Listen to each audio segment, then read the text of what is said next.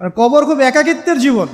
আসলে মৌতের যে যন্ত্রণার কথা আমরা বলি না, এটা সবচেয়ে বড় বিষয়টা কি জানেন? এর শারীরিক কষ্ট তো আছেই, এই যে দুনিয়ার সবার থেকে বিচ্ছেদ, এটাই হচ্ছে যন্ত্রণা। সবার থেকে বিচ্ছেদ না, সবার থেকে বিচ্ছেদ হয়ে চলে যেতে হয়, এটাই সবচেয়ে বড় যন্ত্রণা। মানুষ একা থাকতে চায় না। জেলখানায় যে মানুষকে বন্দি করে রাখে না, ওই একাকিত্বের কষ্টে মানুষ ভোগে। একা একা, আমি একা, কেউ নেই আমার সাথে, এটাই। এর উপর যদি আবার টর্চার করা হয়, রিমান্ড দেওয়া হয়, তাহলে কি অবস্থাটা হবে বোঝেন। এই হলো কবর, এই হলো কবর। একটা ঘটনা বলে শেষ করে দেই, যে একজন ব্যক্তি মারা গেছেন, আর মুসা আলাইহিস সালামের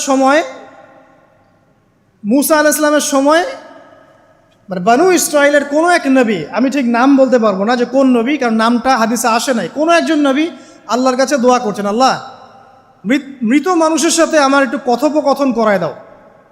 আমি জাস্ট একটু কথাবার্তা বলতে চাই যে মৃত মানুষটা কেমন আছে বা তাদের অবস্থাটা কি, আমি জানতে চাই। তো আল্লাহ পাক সেই ব্যবস্থা করে দিলেন। তিনি একটা কবরের কাছে গিয়ে দাঁড়ালেন, একজন মৃত মানুষ উঠে আসলেন। এটা সায়েন্স বিশ্বাস নাও করতে পারে, আমাদের কোনো মাথা ব্যথা নাই, ঠিক আছে?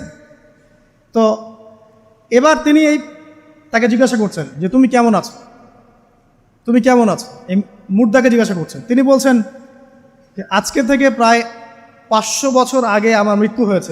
এই ব্যক্তি বলছেন আজকে থেকে প্রায় 500 বছর আগে আমার মৃত্যু হয়েছে, এখন পর্যন্ত আমার গা থেকে, আমার আত্মা থেকে মৌতের যন্ত্রণা দূর হয় নাই।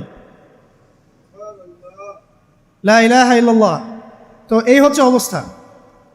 তা আমরা ব্যক্তিগত চিন্তাটা আগে করি, নিজের ফিকির, নিজের কবরের ফিকির, নিজের এলেম, নিজের আমল, নিজের পরিবার, নিজের রিজিক। যাদের জন্য হারামে যাচ্ছেন, কেউ সাথে যাবেন, কেউ সাথে যাবে না, না আপনার গার্লফ্রেন্ড, না আপনার বউ বাচ্চা, কিচ্ছু না। এগুলো তো শুধু মায়ার বাঁধন, মায়ার বাঁধন না, মায়ার বাঁধন।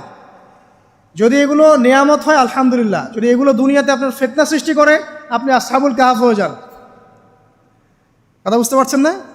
এরপরে যদি সামর্থ্য হয়, আল্লাহ পাক আপনাকে জ্ঞান দেন, আপনাকে পলিটিক্যাল পদ দেন, ইকোনমিক সেকশনে জ্ঞান দেন, ইত্যাদি ইত্যাদি, আপনাকে আল্লাহ যে সেকশনে রাখবেন সেখান থেকে দিনের খেদমত করবেন, পারবেন না ইনশাল্লাহ?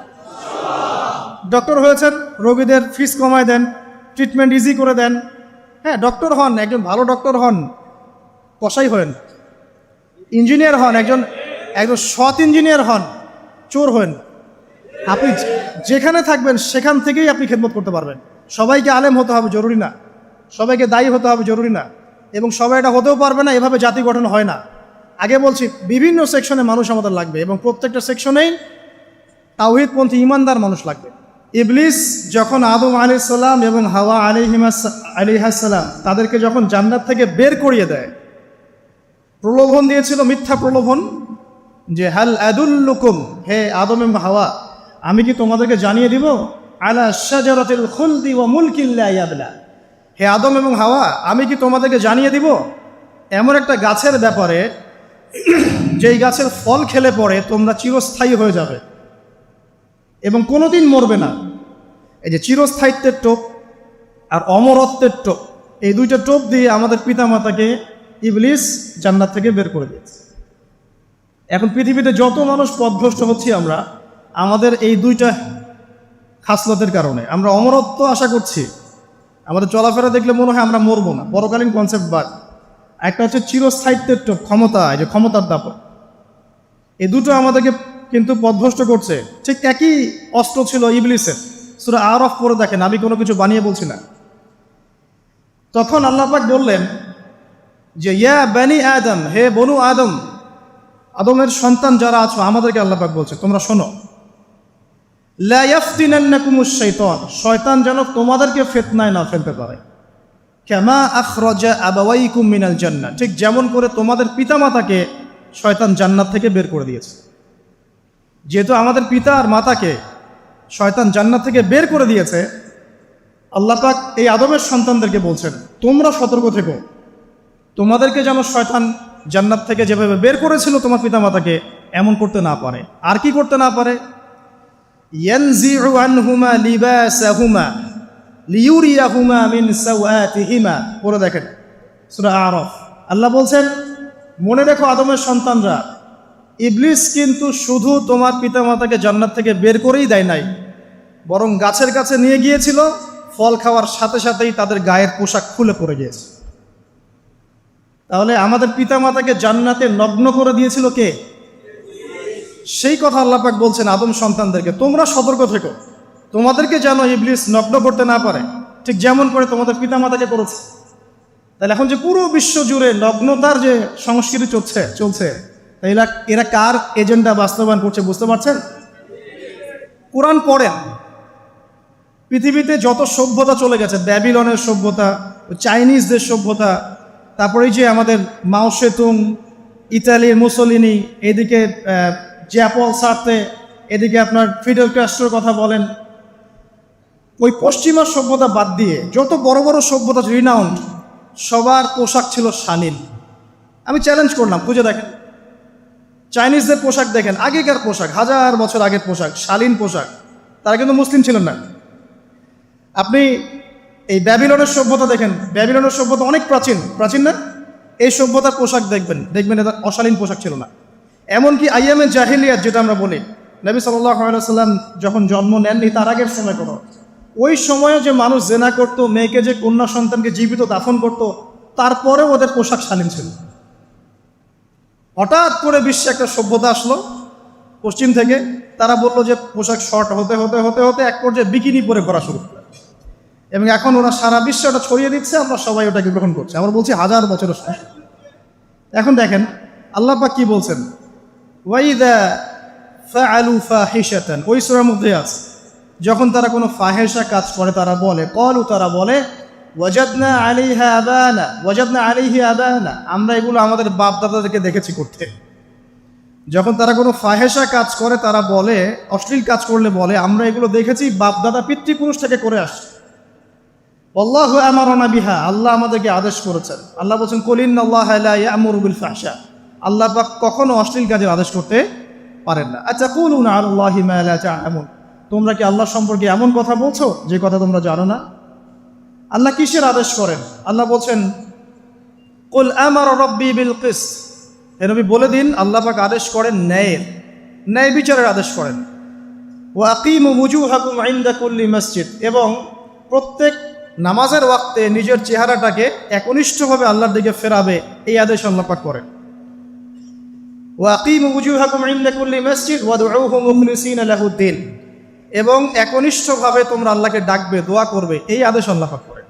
তো আল্লাহ পাক কি অশ্লীল কাজের আদেশ করতে পারেন? ইতিহাস পড়ে দেখেন, আমি নিজে হিস্ট্রির ছাত্র, আপনি পড়ে দেখবেন, পুরো ঐতিহাসিক পটভূমি পড়ে দেখবেন, মানুষ এই ঊনবিংশ শতাব্দী আসার আগে এত অশ্লীল ছিল না।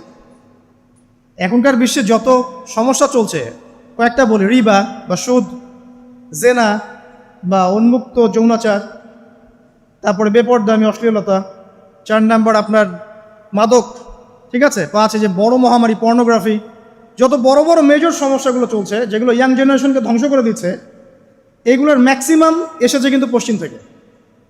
খেয়াল করে দেখবেন, এগুলো কিন্তু বাংলাদেশ থেকে আসে নাই, আসছে ভারত থেকে আসছে, পাকিস্তান থেকে আসছে, সাবকন্টিনেন্ট থেকে আসে নাই, এগুলো দেখবেন একটা নির্দিষ্ট জায়গা থেকে আসছে। তো এই কারণেই আমাদের সতর্ক দৃষ্টি রাখতে হবে যে বস্তুবাদী উন্নয়ন সব কিছু নয়। হ্যাঁ, আমরা জিডিপি বাড়ালাম, ইন্ডাস্ট্রিজ গড়লাম, মঙ্গলে চলে গেলাম, চাঁদে গেলাম, ওকে ফাইন, এগুলোর কেউ বিরোধিতা করবে না, এটা ভালো, ন্যাশনকে এগিয়ে নিতে হবে, এটাই এডুকেট, তারও নয়, এবং এডুকেটেই করতে হবে, কিন্তু নৈতিকতার বিসর্জন দিয়ে নয়। নৈতিকতার বিসর্জন দিয়ে ধর্ম থেকে দূরে চলে এসে নাস্তিকতায় বিশ্বাসী হয়ে আল্লাহকে বাদ দিয়ে, রাসূলকে বাদ দিয়ে এই বস্তুবাদী উন্নয়ন আমাদের পরকালকে বাঁচাতে পারবে না। তো পরকালকে বাঁচিয়ে রেখে আমার দুনিয়াবী উন্নয়ন করতে হবে, এবং দুনিয়ার উন্নয়নটা অবশ্যই জরুরি। সারা বিশ্ব যখন এগিয়ে যাচ্ছে, আমরা কেন পিছিয়ে থাকবো? আমি তো এটাও বলি যে এটা অনেক মাদ্রাসার লাইনে যারা আছেন তারা আমার সাথে একটু বিরোধিতা করেন এই বিষয়ে, কিন্তু আমি নিজেই বলি যে সিলেবাসের মধ্যে পরিবর্তন নিয়ে আসার চেষ্টা করতে হবে। শুধুমাত্র এককেন্দ্রিক শিক্ষায় কেন শিক্ষিত হব? এই যুগে চলার জন্য যে উপকারী জ্ঞানগুলো দরকার সেগুলো শিখতে হবে আমাদেরকে।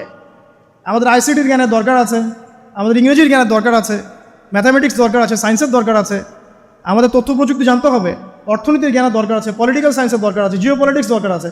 এগুলো বাদ দিয়ে শুধু যদি আমি মুখস্থ করে যাই, এই জ্ঞানটা আমার কী কাজে দেবে আমাকে বলে? এই কথাটা অনেকে নেগেটিভলি নেয়, কিন্তু আমি আসলে তাদের ব্যাপারে তাদের সাথে তর্ক করতে চাই না। আমি আমার কনসেপ্ট লালন করি, আমি এতটুকুই বলছি। এবং যারা শিক্ষিত মহল আছেন, বুদ্ধিজীবী মহল আছেন, যারা দেশ সম্পর্কে ভাবেন, যাদের নিয়ে ভাবেন, উম্মা নিয়ে ভাবেন, তারা কিন্তু আমার সাথে একমত হবে ইনশাআল্লাহ যে আমরা কিন্তু এই জায়গাটাতে পিছিয়ে পড়তেছি। আল্লাহ পাক আমাদেরকে কনস্ট্রাকটিভ সিলেবাসে পড়াশোনা করার তৌফিক দান করুন, এবং জেনারেল লাইন থেকে আপনি বয়কট করে একদম ইয়াতে চলে আসতেছেন কেন? জেনারেল লাইনে পড়ছেন, পড়েন, আপনার এই জ্ঞানটাকে আপনি ইসলামের কল্যাণে কাজে লাগাতে পারবেন না? সবাইকে কি আলেম হতে হবে? সবাইকে মুফতি হবে, মুহাদ্দিস হবে? অর্থনীতিবিদের দরকার আছে না? পলিটিশিয়ানের দরকার আছে না? ডক্টর ইঞ্জিনিয়ার দরকার আছে না?